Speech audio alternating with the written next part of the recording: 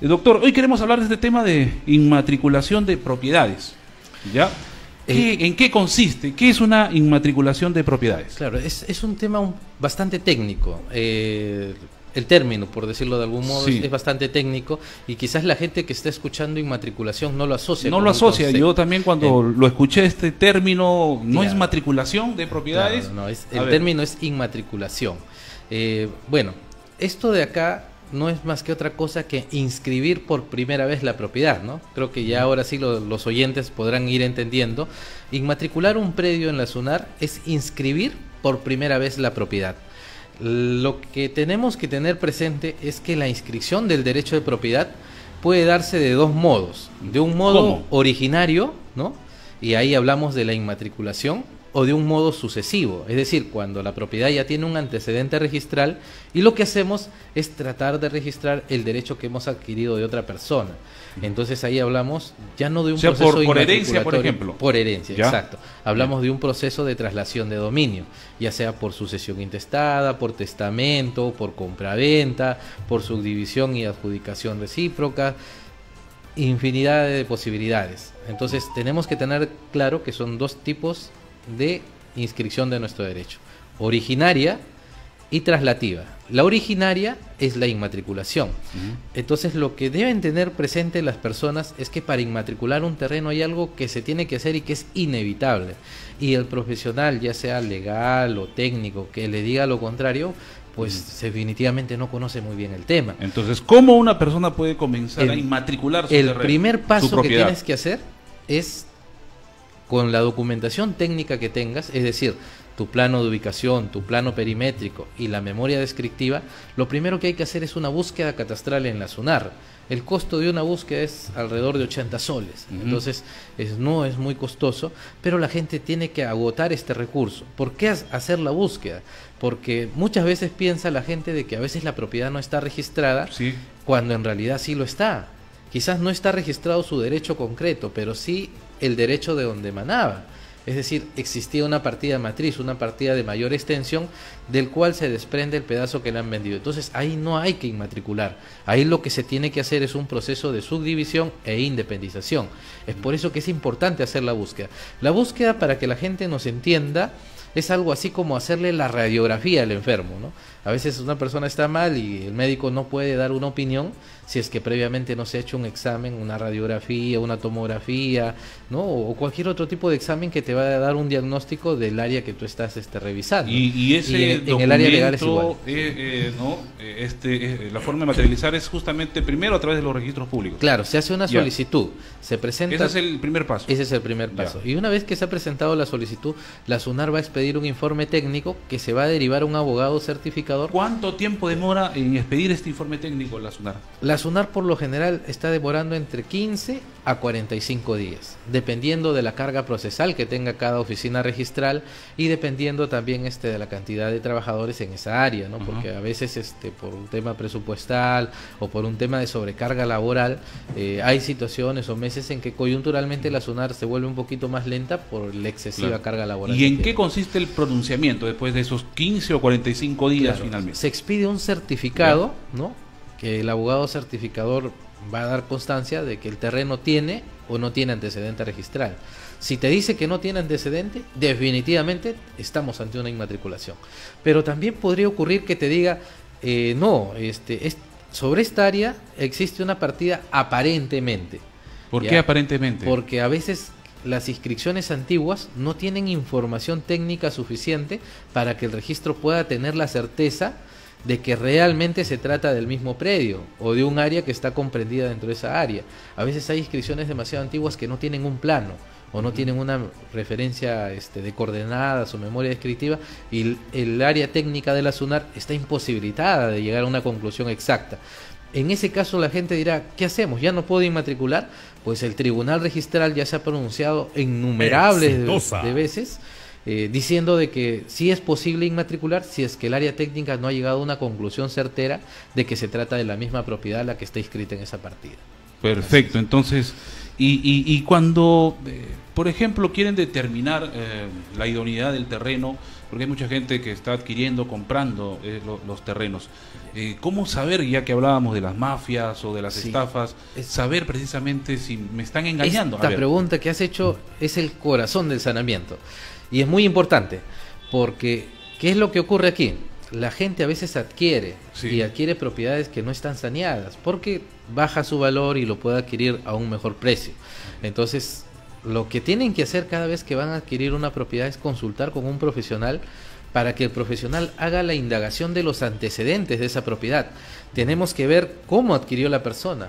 Muchas veces hay escrituras o documentos privados que no tienen un sustento documentario de ese derecho de propiedad.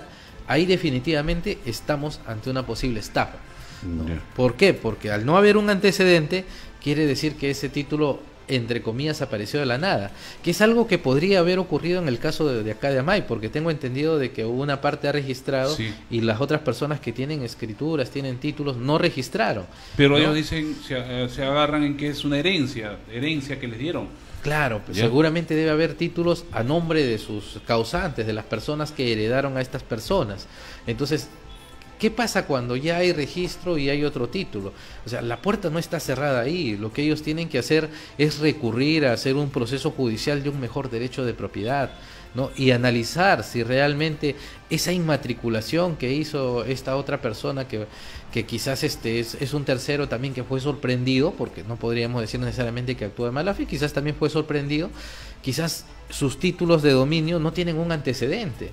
Entonces estaríamos hablando ahí aparentemente pues de un acto simulado, de una situación pues que podría traerse abajo con un proceso judicial. Y va a ser muy importante que las personas que se han visto perjudicadas por esta situación planteen una medida cautelar, ¿no? De no innovar, o una medida cautelar, digamos, de administración judicial de esos bienes hasta que se resuelva y el Poder Judicial diga quién realmente tiene un mejor derecho de propiedad. Pero si no hay antecedentes, digamos, la otra parte, quienes quieren agarrar o cercenar, o como sea el término de los terrenos, ¿pueden fácilmente apropiarse esos terrenos? Lamentablemente a veces existen, digamos, como dicen, malas prácticas profesionales que generan vacíos o generan estas situaciones de ilegalidad, ¿no? Y dan pie a que puedan los traficantes o las personas inescrupulosas sorprender a otras personas de buena fe y lograr así pues que se inscriba un derecho que no tiene un sustento.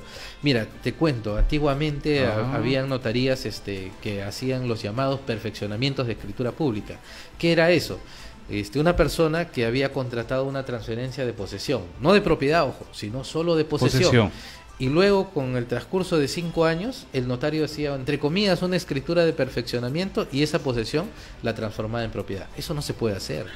Eso está proscrito por la norma, pero antiguamente los notarios lo hacían por desconocimiento, ¿no? Los notarios antiguos sobre todo, ¿no? Quizás en una práctica antigua, antes todo era buena fe y todo eso, los notarios querían apoyar a la gente y a veces ese apoyo terminaba perjudicando al tercero. No estaba bien.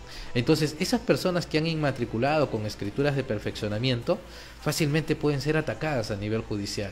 Y estoy seguro que ningún juez se atrevería a darle la razón a un título de perfeccionamiento que nació de la nada frente a un título que sí tiene una cadena sucesiva de transferencias por instrumentos públicos muchos más antiguos que ese. Y cuando es por herencia, como el caso de Amay, yo quiero aprovechar esta oportunidad porque hay un problema ya. En el caso de Amay, como te digo, habría que analizar si las personas de las cuales adquieren estos actuales propietarios que reclaman tenían escrituras públicas, porque yo puedo ser heredero. Sí, ellos dicen por que sí, o por testamento. Hemos estado coordinando, ellos dicen que sí, tienen toda la legalidad a través de registros públicos.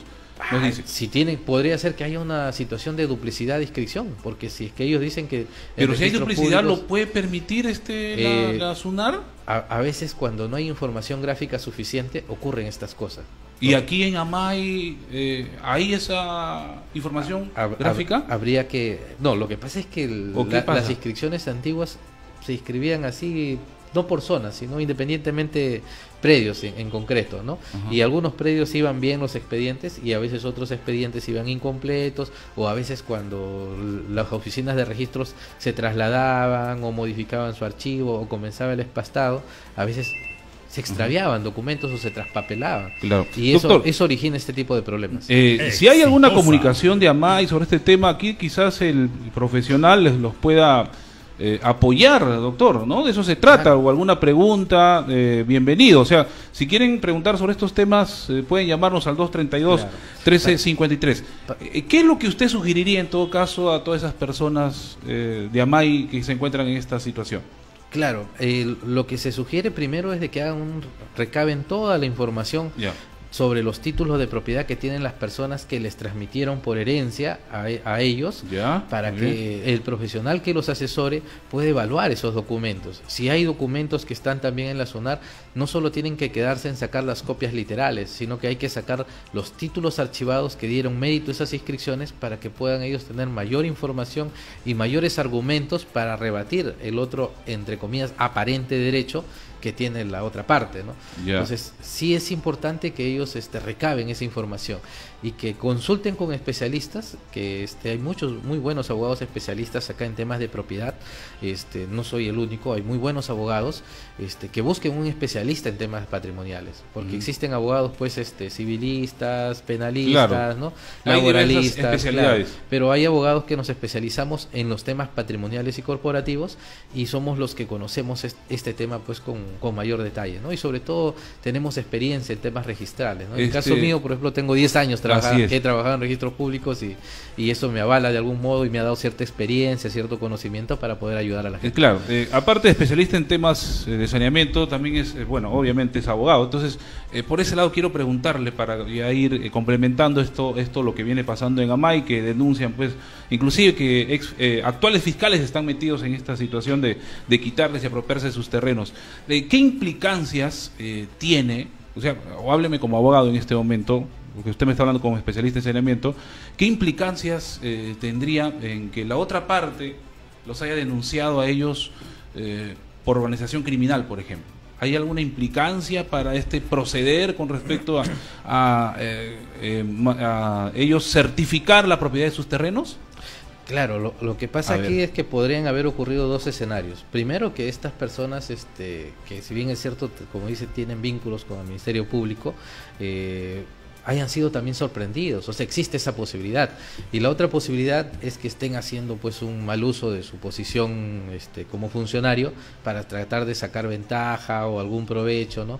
Presionar a otros funcionarios, presionar a otras personas para ellos de algún modo pues legitimar un derecho que ellos saben y conocen que no tienen, ¿no? Habría que analizar bien cuál es la circunstancia, cuál es la situación. Sin perjuicio de eso, está bien que las personas hagan las denuncias, porque el poder denunciar, reclamar es un derecho de todo ciudadano y tendrá que hacerse la investigación respectiva, ¿no? Es importante que ellos recurran a la Junta Nacional de Justicia, expongan su caso.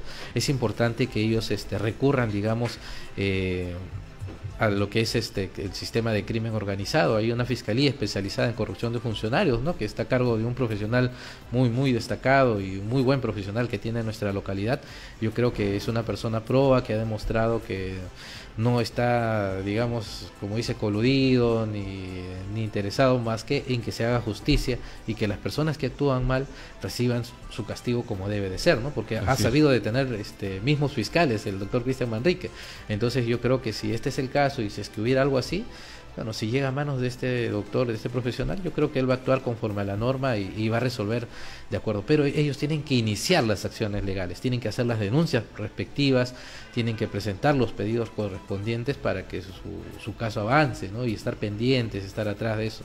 Porque lo peor que puede hacer el justiciable es abandonar el caso. Si habría alguna manera, de repente están escuchando y quisieran que usted los asesore, ¿no habría ningún problema también al respecto? Sí, los invitamos. Mi oficina está en José T. García 123, está abierta al público para que puedan ser ellos atendidos y escucharemos su caso, analizaremos, ¿no? Para ver cuál es la viabilidad del tema y cuáles son las acciones que quizás no se hayan adoptado todavía y puedan ellos adoptar. A ver, ahí está una opción, señores de AMAI, ya que ustedes han confiado bastante en Exitosa para hacer la denuncia de este tema, entonces ahí podemos también, en la manera legal, que puedan ustedes seguir, digamos, adelante. Como ustedes dijeron, no se van a milanar y van a seguir adelante. Ahí está una opción, al final es la decisión de ustedes mismos. Bien, doctor, en todo caso, Quería precisar sobre el tema de la inmatriculación, cuáles son los requisitos para que eso quería preguntar porque el tiempo me está quedando corto. ¿Qué deben hacer? ¿Cuáles son los requisitos? ¿Cómo deben comenzar a inmatricular una propiedad? Una vez que ellos han hecho su búsqueda catastral y ha salido que no hay antecedente registral o que no se puede determinar a ciencia cierta ese antecedente, el siguiente paso es armar el expediente para registro público. Este expediente debe tener un título que conste en un instrumento público, es decir, una escritura pública que tenga una antigüedad mayor a 5 años, ¿ya? O si no tiene por sí solo, claro, si es menor, puedes adjuntar también el título de la persona que te vendió y con esto sumar los 5 años. Adicional a eso, es decir, a las escrituras públicas o escritura pública que tengan que presentar, tienen que presentar su plano de ubicación, plano perimétrico y memoria descriptiva, visados por la municipalidad correspondiente, ¿no? Y en el caso de que sea una zona catastrada, tendrán que presentar un plano catastral. Y si es una zona no catastrada, tendrán que presentar un certificado negativo de catastro. Y los planos ahí tendrían que estar firmados por ingeniero verificador, ¿no? Esos son los requisitos básicos para una inmatriculación. Pero podría darse el caso a veces, estimado Toño, de que no coincide el plano visado con lo que aparece en el título de propiedad. ¿Qué hacemos frente a eso? ¿Qué hacer ahí? El principal problema que tienen las inmatriculaciones, la inconsistencia en las áreas. Existen algunas alternativas como la renuncia de área, ¿no? O también la rectificación por error de cálculo o la rectificación notarial o judicial propiamente dicha. Tendrá que evaluarse si es posible optar por alguna de las formas de rectificación cortas, que son la rectificación por error de cálculo o con renuncia de área. ¿Y eso cómo se determina? ¿Cómo, de acuerdo al proceso, cómo se determinaría por ir por tal o por cual? Decir, cuando estamos frente a una rectificación por error de cálculo, ¿qué es lo que ocurría antiguamente? Por decir, describían el predio, ¿no? Y haciendo la operación aritmética, calculando con todos los lados, el área del polígono, por decir, te arrojaba 320 metros. Pero si tú haces el cálculo a la actualidad, no arroja 320, arroja 300. Entonces ahí estás ante una rectificación por error de cálculo, su mismo nombre lo dice. Hicieron un cálculo mal en su momento y se equivocaron. Y a veces dice, mi escritura no coincide, pero si yo le pongo los 320, cambian los lados. Entonces no se trata de cambiar los lados tienen que mantenerse. Y la operación aritmética, el resultado final de la operación aritmética es lo que va a cambiar y la que tiene que coincidir con los planos que tú tienes a la vista. Y tienes que alegar en tu plano y en tu memoria, pedirle al ingeniero, al arquitecto, que se acoja a la rectificación por error de cálculo. También existe otro método que se llama las tolerancias catastrales, ¿no? Para predios urbanos. Hay un porcentaje de tolerancias catastrales que te acepta. A veces hay una diferencia de medio metro, 1 metro, y si está dentro del rango de tolerancias efectuada la operación aritmética, también se permite inscribir, ¿no? Entonces, para esas personas que tienen sus observaciones y que vienen siendo observados constantemente y no pueden inscribir, y justamente nosotros tenemos la solución. Claro, con este tipo de cosas. Con este tipo de cosas a veces no tengo... Hay un poco más de terreno, quizás me están dando un poquito menos de lo que es. La renuncia de área, te cuento, es un método novedoso. Vamos a complementar eso después de la pausa, doctor. Adelante. Nos puede permitir unos minutos más. Pausa, volvemos rápido, volvemos.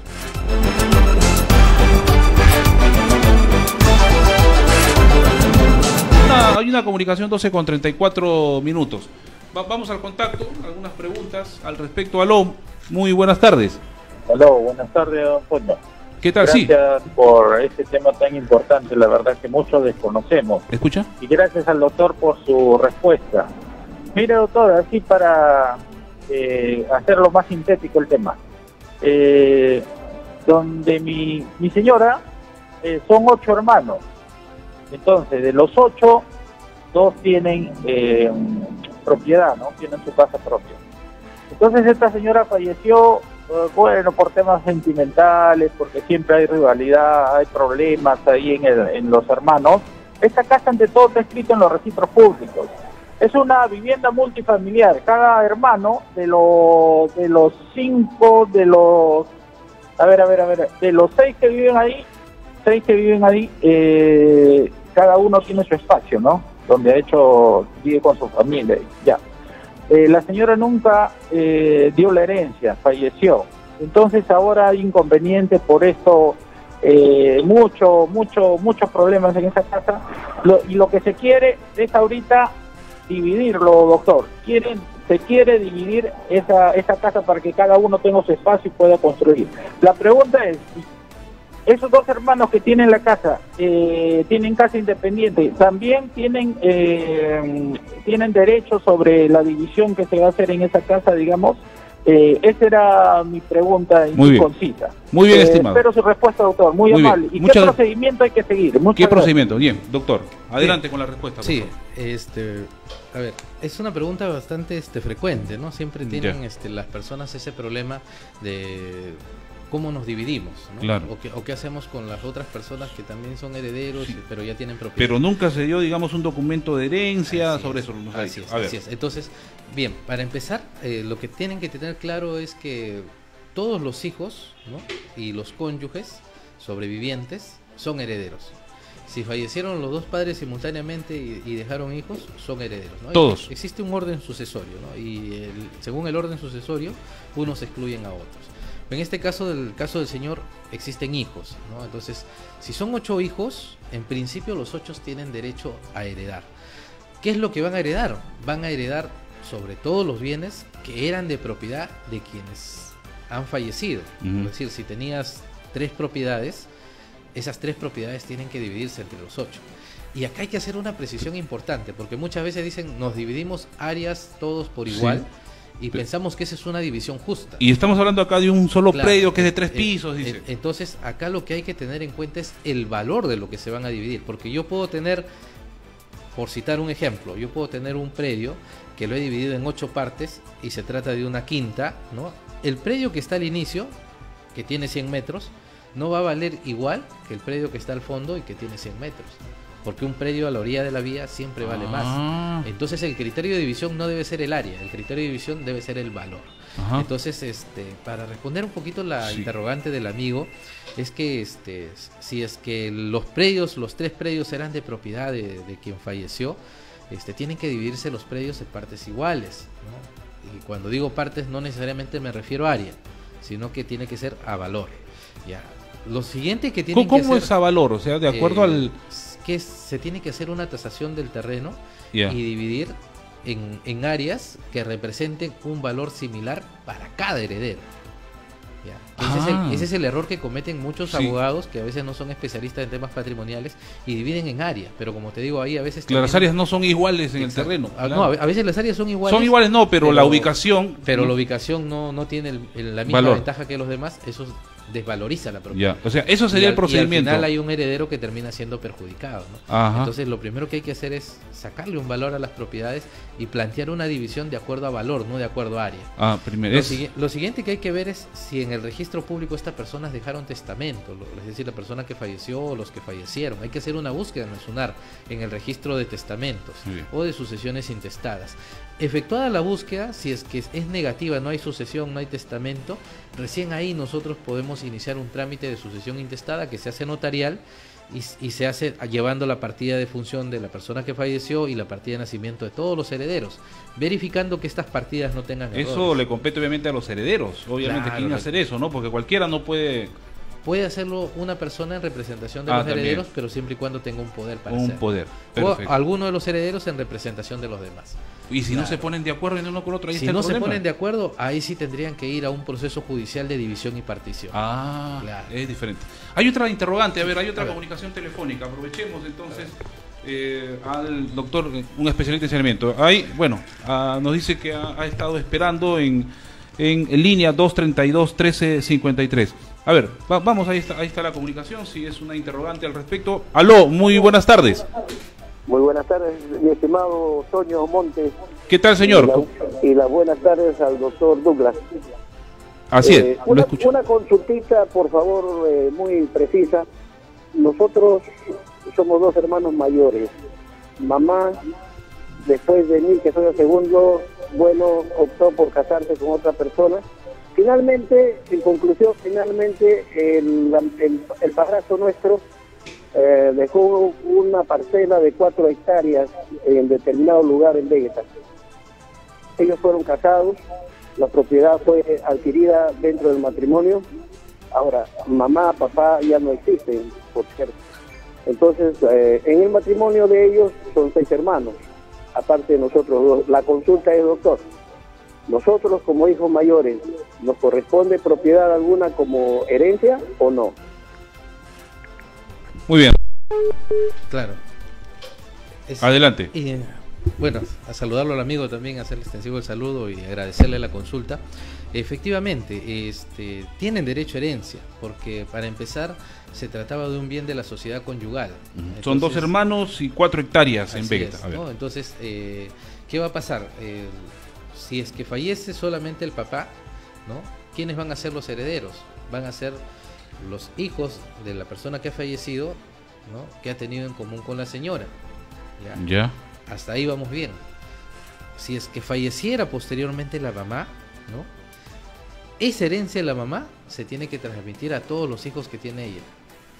Ahí incluiría a estas 2 personas. No importa que no haya sido hijo del... O sea, acá dice de que su padrastro mencionó. No importa, ¿por qué? Porque ella tiene un porcentaje ahí. Ella tiene el 50% por ser esposa. Y eso le competiría al hijo biológico. Exacto, eso le va a corresponder en su momento, en el momento que ella fallezca, le va a corresponder a los hijos biológicos. El 50% de la señora.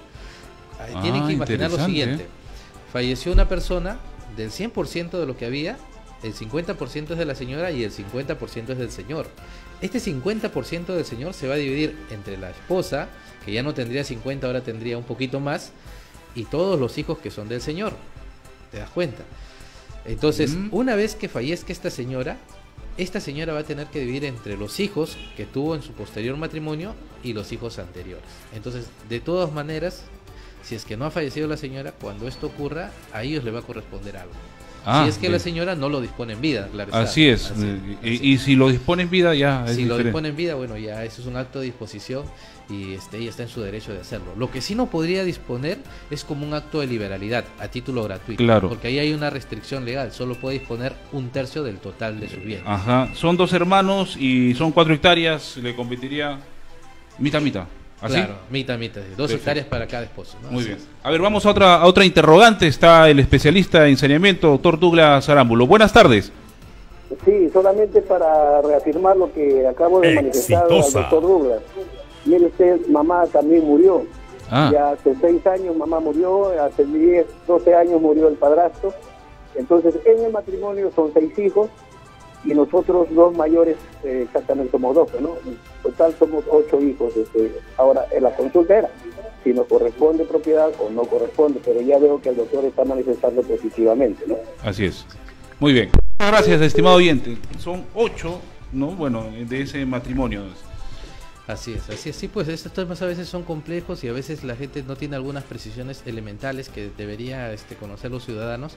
Por eso siempre yo exhorto a los estudiantes de los colegios, los estudiantes universitarios, al margen de que sean estudiantes de derecho o no, que hay que conocer la Constitución. Es muy importante porque estos temas están en nuestra Constitución. El derecho a la herencia, el derecho al trabajo, a la propiedad. Y estos temas de propiedades, saneamiento, todo ha generado muchos conflictos en la población. Ojo que la Constitución nos dice en su artículo 70 que la propiedad es inviolable.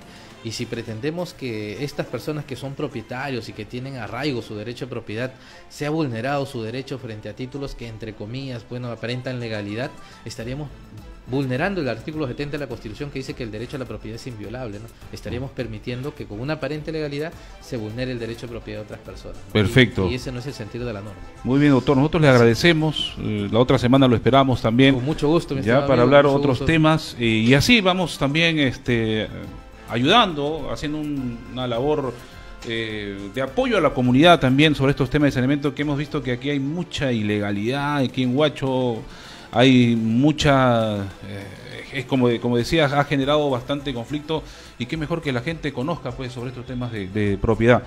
Si de repente quieran a usted ubicarlo directamente, cómo deben hacer, llamar, algún asesoramiento, a ver, aproveche la oportunidad. Claro que sí, gracias Toño por la oportunidad. Bueno, decirle a la gente que nosotros estamos ubicados en José T. García 123 y que, bueno, si tienen alguna consulta o quieren agendar alguna cita, pueden hacerlo al siguiente teléfono. A ver, tenemos el número que es... A ver, estamos 12:45 minutos. Especialistas en saneamientos, ahí está. Así es. Es el 916-469-448. se comunican ese número y pueden agendar una cita conmigo en el transcurso de los días para poder atenderlos con todo el gusto del mundo y con todos nuestros conocimientos. Y los van a tratar diferente cuando dicen que es de Exitosa. Cuando dicen que escucharon Exitosa, el doctor va a tener mayor consideración. Claro que sí, van a tener un 10% de descuento todos los que vengan de parte de Exitosa. Muy bien, gracias doctor, muy amable. Gracias Toño, palabras finales. Gracias a los oyentes y a las personas por su consulta, y vamos a estar acá frecuentemente, Dios mediante, estaremos acá absolviendo sus dudas, así que estar atentos al programa, porque cuando Toño nos anuncie es porque vamos a estar acá absolviendo las consultas que tengan las personas y compartiendo algunos tics legales para la gente que está en proceso de saneamiento o que quiere inscribir su consejo directivo o su gerente y no puede. Nosotros tenemos la solución para eso, o si tienen problemas tributarios o contables, contamos con un staff de asesores también especializados en esa materia. Perfecto. Gracias, doctor. Gracias, Toño. Gracias a tus oyentes. Gracias. Muy bien, 12:46. Hemos conversado con el doctor Douglas Arámbulo Carreño, especialista en saneamiento. Bueno, para mayor información, llamar directamente. De repente alguna duda ha quedado. Ustedes saben que el tiempo en Radio es oro y tenemos muchos temas que abarcar, pero los vamos a seguir invitando en los siguientes programas al 916-46-94-48. Pueden contactarse 916-46-94-48 o visitar José García. ¿Esto está por la plazuela Mandamiento? O a ver, a la altura del Rockies y la panadería La Estrella en Grau. Hay una recta José T. García que está entre 28 de julio y Grau, entre esa altura del Rockies y la panadería La Estrella. Casi saliendo para Grau hay una lavandería, al costado de la lavandería, y estamos en un segundo piso. Muy bien, muy amable doctor. Perfecto, entonces ya saben. Así es que atentos a la programación de Exitosa para conocer más a profundidad estos temas de saneamiento.